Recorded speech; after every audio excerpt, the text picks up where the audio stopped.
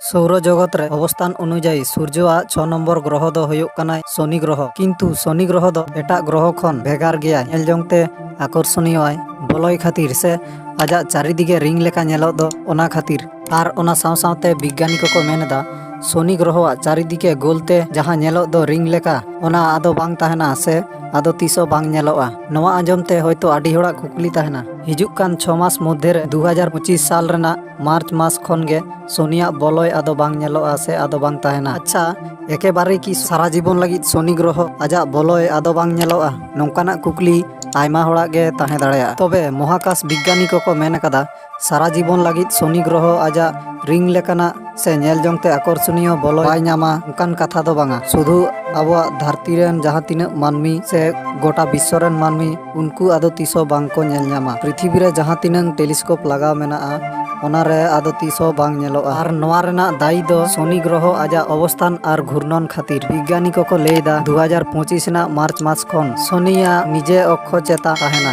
26.7 degree कोण ते आचुरु आसे ताहेना। शनि ग्रह प्रति 29.5 बछर रे सूर्य मिद धावे प्रदक्षिणया। शनि ग्रह चारिदिके मेना आकात रिंग लेका से बलय को मेता कान दो ओना दो आडी गान गे पातला।